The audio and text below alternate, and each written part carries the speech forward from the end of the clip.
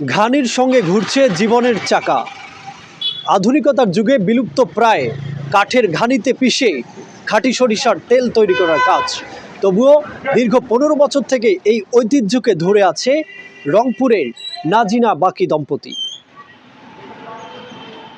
বর্তমান প্রজন্মের কাছে কলু সম্প্রদায় প্রায় অপরিচিত। পাঠ্য বইয়ে কলুর বলদের অস্তিত্ব থাকলেও বাস্তবে কলু সম্প্রদায়ের অস্তিত্ব খুঁজে পাওয়া বেশ কঠিন। এই কলুরা বলদ দিয়ে টেনে কাঠের তৈরি ঘানিতে বিভিন্ন ধরনের তেলবীজ থেকে তেল তৈরি করে থাকেন। এখন এমন দৃশ্যগুলো চোখে পড়ে না সহজে। রংপুরের 24 হাজারির আদর্শপাড়ার বাসিন্দা আব্দুল বাকি ঘানিচক্রের মতোই তার জীবনচক্রে সাথে পেয়েছেন সহধর্মিণী নাজিনা খাতুনকে। বাজারের ভেজাল ও নিম্নমানের খাবারের ভিড়ে মানুষের হাতে ভেজালমুক্ত ভোজ্য তেল পৌঁছে দিতে দীর্ঘ 15 বছর ধরে এভাবে তেল তৈরি করছেন তারা। রাস্তার পাশে তাদের এই কার্যক্রম হওয়াতে ক্রেতাদের চোখে পড়ছে বেশ। নিজস্ব ও পরিবারের প্রয়োজনে খাঁটি তেল কিনতে পেরে খুশি ক্রেতারা। এখানে খাঁটি সরিষার তেলটা পাওয়া যায় তো একদম মাড়াই করা, 100% কম বেশি আছে। হ্যাঁ, ওগুলো কেনা তো, ওগুলোর মধ্যে অনেক কেমিক্যাল থাকে, যার কারণে বাচ্চাদেরকে দিলে হয়তো অনেক ধরনের ক্ষতি হতে পারে।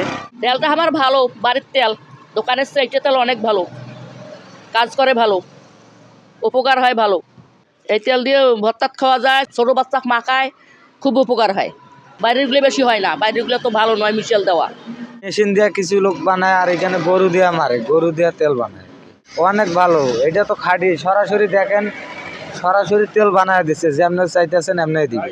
মেশিনের তেল নয়, এটা সর্ষের তেল, গরু দি মারা। এটা হলো 1 নম্বর তেল, এটার মধ্যে কোনো ত্রুটি নেই। বাজারে যে সমস্ত আমরা তেল পাই, সেই তেলগুলো কিন্তু আসলেই এটা মানে খাঁটি সরিষার তেল বললেও কিন্তু খাঁটি নয়।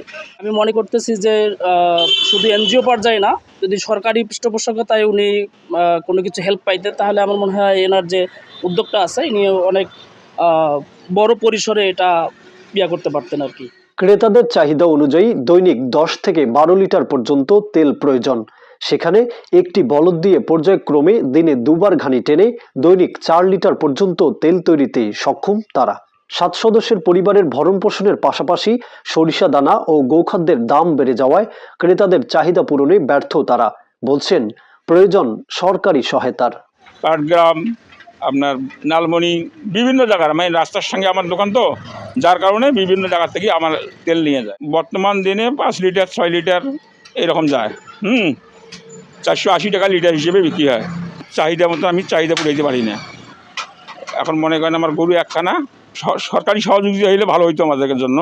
মানে 5 লিটার 10 লিটার 15 লিটারও তেলের কাস্টমার আছে, কিন্তু কতগুলো হয় না, তেল তো বেশি লাগে। আর আমার তো আর মিল নয় যে বেশি হইবে, একটা গরু দিয়ে খুব খাটনি হয়। সরকারি সাহায্যও তো দিবে আসিল বাবা, সগলে একটা করে নিয়ে গেল, তাকে তো দেয় নাই। বলে এটা দেবে ওটা দেবে, গরুর টাকা দেবে, হয়তো টাকায় লোন দেবে, তাকেও আমার কিছু দেয় না। স্বামী স্ত্রীর এই জীবনযুদ্ধকে সাধুবাদ জানিয়েছেন রংপুরের শহর সমাজসেবা কর্মকর্তা, দিয়েছেন সহযোগিতার আশ্বাস।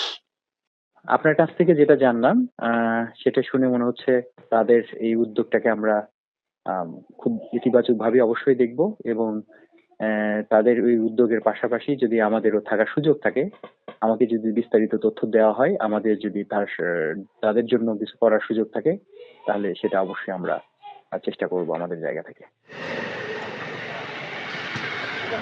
এখানে প্রতিনিয়ত আসছে বিভিন্ন জায়গার মানুষ।